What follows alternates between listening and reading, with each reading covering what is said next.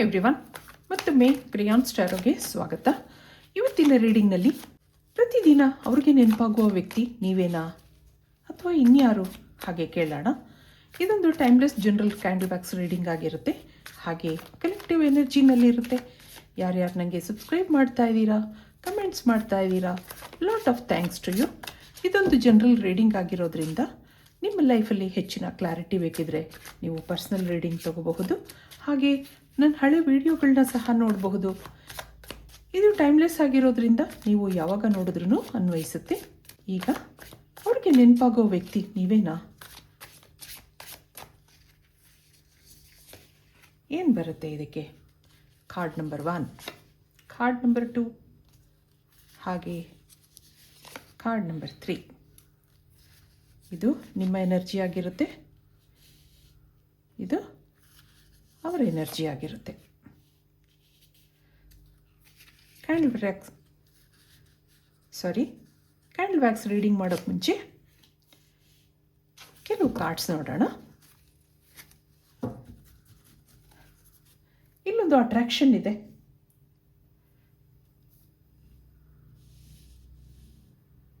ನಿಮ್ಮ ಎನರ್ಜಿ ನೋಡಿದಾಗ ಇಲ್ಲಿ ಇಬ್ಬರೂ ಭೇಟಿಯಾಗಿದ್ದೀರಾ. ಸರಿ, ಶುರುವಿನಲ್ಲಿ ಅಂಥ ಸೀರಿಯಸ್ನೆಸ್ ಇರಲಿಲ್ಲ. ದಿನ ಕಳೆದ ಹಾಗೆ ಏನೋ ಅಟ್ರಾಕ್ಷನ್ ಬೆಳೆದಿದೆ. ನಿಮಗೆ ಇಮೋಷ್ನಲ್ ಆಗಿ ಕನೆಕ್ಟ್ ಆಗಿದ್ದೀರಾ. ಯಾಕೋ ಆ ವ್ಯಕ್ತಿನ ಮರೆಯೋಕ್ಕಾಗಲ್ಲ ಅಂತ ಅನ್ನಿಸ್ತಾ ಇದೆ ನಿಮಗೆ. ತುಂಬ ದೇವ್ರನ್ನ ಬೇಡ್ಕೊಳ್ಳೋದಿದೆ. ಆಗಾಗ ಇಬ್ಬರೂ ಆನ್ ಆ್ಯಂಡ್ ಆಫಲ್ಲಿ ಇರ್ತಾಯಿದ್ರಿ. ಅವ್ರು ನಿಮಗೆ ಮೆಸೇಜ್ ಮಾಡಿಲ್ಲ ಅಂತಂದರೆ ತುಂಬ ನಿಮಗೆ ಇನ್ಸೆಕ್ಯೂರ್ ಫೀಲ್ ಆಗ್ತಾ ಇತ್ತು. ಆಗಾಗ ಲೋ ಎನರ್ಜಿನಲ್ಲಿ ಇರ್ತಾಯಿದ್ರಿ. ನಿಮ್ಗೆ ಇನ್ಸೆಕ್ಯೂರಿಟಿ ಇತ್ತು, ಆತಂಕಗಳಿತ್ತು. ಆದರೆ ಮತ್ತೆ ಅವ್ರನ್ನ ಭೇಟಿಯಾದಾಗ ನಾನು ಇದಕ್ಕೋಸ್ಕರ ಇಷ್ಟೊಂದು ತಲೆ ಕೆಡಿಸ್ಕೊಂಡಿದ್ನಾ, ಅವರಲ್ಲಿ ಏನು ಚೇಂಜಸ್ ಆಗಿಲ್ಲ ಹಾಗೆಲ್ಲ ನೀವು ಅಂದ್ಕೊಂಡಿರೋದಿದೆ. ಅವರ ಎನರ್ಜಿ ನೋಡಿದಾಗ ಈ ವ್ಯಕ್ತಿ ಜೀವನದ ಬಗ್ಗೆ ಅಷ್ಟೊಂದು ತಲೆ ಕೆಡಿಸ್ಕೊಂಡಿಲ್ಲ ಅನ್ನೋದಿದೆ. ಒಳ್ಳೆ ಜಾಬ್ ಇಲ್ಲ ಅಂತ ಅನಿಸುತ್ತೆ, ಆದರೆ ಕನಸುಗಳು ಸಾಕಷ್ಟಿದೆ. ಹಾಗೆ ಇವರು ಶಾರ್ಟ್ ಟೆಂಪರ್ ಅನ್ನೋದು ಇದೆ. ಸಿಟ್ಟು ಬಹಳ ಬೇಗ ಬರುತ್ತೆ, ಆದರೆ ಮನಸ್ಸಿಂದ ಒಳ್ಳೆ ವ್ಯಕ್ತಿ ಹಾಗನ್ನಿಸ್ತಾ ಇದೆ. ತುಂಬ ಕೇರಿಂಗ್ ನೇಚರ್ ಇದೆ. ನಿಮ್ಮನ್ನು ಕಂಡ್ರೆ ತುಂಬ ಇಷ್ಟ ಇದೆ. ಶುರುವಿನಲ್ಲಿ ಅಂಥ ಸೀರಿಯಸ್ನೆಸ್ ಇರಲಿಲ್ಲ. ಆಗಾಗ ನಿಮ್ಮ ಹಿಂದೆ ಮುಂದೆ ಓಡಾಡ್ತಾ ಇದ್ರು, ಆದರೆ ನಿಮ್ಮ ಬಗ್ಗೆ ಈಗ ತಲೆ ಕೆಡಿಸ್ಕೊಂಡಿದ್ದಾರೆ. ತುಂಬ ಯೋಚನೆಗಳಿದೆ. ನಿಮ್ಮನ್ನು ಬಿಡೋಕ್ಕೆ ಅವ್ರಿಗೂ ಇಷ್ಟ ಇಲ್ಲ. ಇದಕ್ಕೆ ಇಲ್ಲಿಂದ ಒಂದು ಕಾರ್ಡ್ ನೋಡೋಣ. ನಿಮ್ಮಿಬ್ಬರ ಮಧ್ಯೆ ಏನಿದೆ? ಇಲ್ಲಿ ಕನ್ಫ್ಯೂಷನ್ಸ್ ಇದೆ. ಏನೋ ಬ್ರೋಕನ್ ಫೀಲ್ ಆಗ್ತಾ ಇದೆ. ಈಗಿರೋ ಸಿಚುವೇಶನ್ನಲ್ಲಿ ತುಂಬ ಅಪ್ಸ್ ಆ್ಯಂಡ್ ಡೌನ್ಸ್ ಇದೆ. ಇಬ್ಬರಲ್ಲೂ ಮಿಸ್ಅಂಡರ್ಸ್ಟ್ಯಾಂಡಿಂಗ್ಸ್ ಇದೆ. ಮುಂದೆ ಏನಾಗುತ್ತೋ ಅನ್ನೋ ಪ್ರಶ್ನೆ ಇದೆ. ಅದು ಇಬ್ಬರಲ್ಲೂ ಇದೆ. ನೀವು ಇಮೋಷನಲ್ ಆಗಿ ಕನೆಕ್ಟ್ ಆಗಿದ್ದೀರಾ. ಅವ್ರಿಗೂ ನಿಮ್ಮ ಮೇಲೆ ಭಾವನೆಗಳಿದೆ, ಆದರೆ ಅಂಥ ಸೀರಿಯಸ್ನೆಸ್ ಇಲ್ಲ. ಲೈಫಲ್ಲಿ ಇನ್ನೂ ಸೆಟ್ಲ್ ಆಗಿಲ್ಲ. ಫೈನಾನ್ಷಿಯಲ್ ಪ್ರಾಬ್ಲಮ್ಸ್ ಇದೆ. ಅದ್ರ ಬಗ್ಗೆ ಸಾಕಷ್ಟು ಯೋಚನೆಗಳಿದೆ. ಜಾಬ್ ಹುಡುಕ್ಬೇಕಾ, ಬಿಸ್ನೆಸ್ ಮಾಡಬೇಕಾ, ಅದ್ರ ಬಗ್ಗೆ ಯಾವುದಕ್ಕೂ ತಲೆ ಕೆಡಿಸ್ಕೊಂಡಿಲ್ಲ, ಆದರೆ ನಿಮ್ಮ ಮೇಲೆ ಭಾವನೆಗಳಿದೆ. ಇದಕ್ಕೆ ಕ್ಯಾಂಡಲ್ ರೀಡಿಂಗಿಂದ ಏನು ಬರುತ್ತೆ? ಈ ಕನೆಕ್ಷನಲ್ಲಿ ನಿಮ್ಮಿಬ್ಬರಲ್ಲಿ ಕರೆಂಟ್ ಸಿಚುವೇಶನ್ ಏನಿದೆ ನೋಡೋಣ. ಒಂದು ನಿಮಿಷ ನೀವು ನಂಬಿದ ದೇವ್ರನ್ನ ನೆನೆಸ್ಕೊಳ್ಳಿ.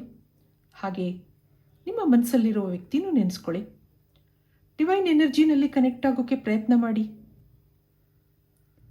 Universe, angels, spirit guides help ಮಾಡಿ. ನೀವು ಲೈಫಲ್ಲಿ ತುಂಬ ಚಾಲೆಂಜಸ್ ಎದುರಿಸಿದ್ದೀರಾ ಅನ್ನೋದಿದೆ. ಲೋ ಎನರ್ಜಿ ಇತ್ತು, ಆದರೆ ಈಗ ಟ್ರಾನ್ಸ್ಫಾರ್ಮೇಷನ್ ಕಡೆಗೆ ನಿಮ್ಮ ಜೀವನ ಸಾಗ್ತಾ ಇದೆ. ಜೀವನದ ಚಾಲೆಂಜಸ್ನೆಲ್ಲ ಓವರ್ಕಮ್ ಮಾಡಿದ್ದೀರಾ. ಹಾಗೆ ನಿಮಗೆ ಕೆಲವು ಇನ್ಬಾರ್ನ್ ಟ್ಯಾಲೆಂಟ್ಸ್ ಇದೆ ಅನ್ನಿಸ್ತಿದೆ. ಮುಂದೆ ಕೆಲವು ಅವಕಾಶಗಳು ಬರೋ ಸಾಧ್ಯತೆ ಇರೋದ್ರಿಂದ ನೀವು ಫೈನಾನ್ಷಿಯಲಿ ಹಾಗೆ ಇಮೋಷ್ನಲಿ ಸ್ಟ್ರಾಂಗ್ ಆಗ್ತೀರಾ ಅನ್ನಿಸ್ತಾ ಇದೆ. ಆದರೆ ಈಗಿನ ಪರಿಸ್ಥಿತಿ ನೋಡಿದಾಗ ಮೆಂಟಲಿ ಡಿಸ್ಟರ್ಬ್ ಆಗಿದ್ದೀರಾ. ಇಲ್ಲಿ ಏನೋ ಬ್ರೇಕಪ್ ಮಾಡ್ಕೊಂಡಿದ್ದೀರಾ. ಕೆಲವರು ಮೂವ್ ಆನ್ ಕೂಡ ಆಗಿರಬಹುದು. ಆ ವ್ಯಕ್ತಿನ ನೀವು ತುಂಬ ನಂಬ್ಕೊಂಡಿದ್ರಿ.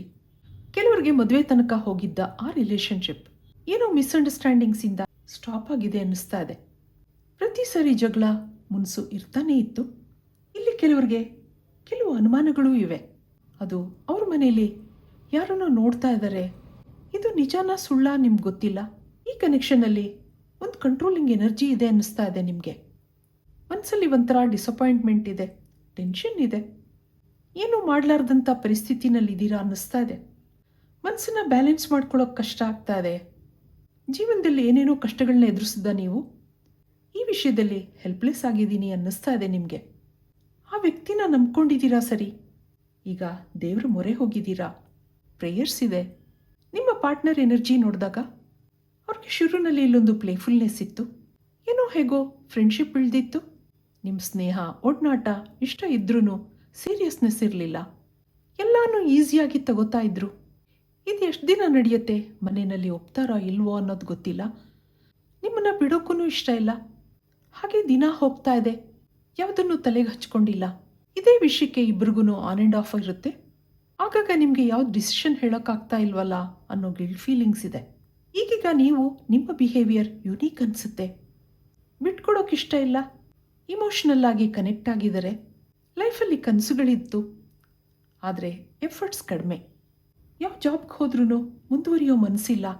ಹಾಗೆ ಫೈನಾನ್ಷಿಯಲ್ ಇನ್ಸೆಕ್ಯೂರಿಟಿನೂ ಇದೆ ಈ ವ್ಯಕ್ತಿಗೆ. ಜೀವನದಲ್ಲಿ ಯಾಕೋ ಸೋಲ್ತಾ ಇದ್ದೀನಿ ಅನ್ನಿಸ್ತಾ ಇದೆ, ಕನ್ಫ್ಯೂಷನ್ಸ್ ಇದೆ. ಆಗಾಗ ನಿಮ್ಮಿಬ್ಬರಲ್ಲಿ ಅಪ್ಸ್ ಆ್ಯಂಡ್ ಡೌನ್ಸ್ ಇರುತ್ತೆ. ಭೇಟಿಯಾದಾಗ ಅಂಥ ಖುಷಿ ಇಲ್ಲ, ನಿಮ್ಮನ್ನು ಅವಾಯ್ಡ್ ಮಾಡೋದೇ ಹೆಚ್ಚು. ಮುಂದೆ ಈ ವ್ಯಕ್ತಿ ಬದಲಾಗ್ತಾರಾ, ನಿಮಗೆ ಕ್ಲಾರಿಟಿ ಕೊಡ್ತಾರಾ? ಅವ್ರಿಗೆ ಪ್ರತಿದಿನ ನೆನಪಾಗೋ ವ್ಯಕ್ತಿ ನೀವೇನಾ?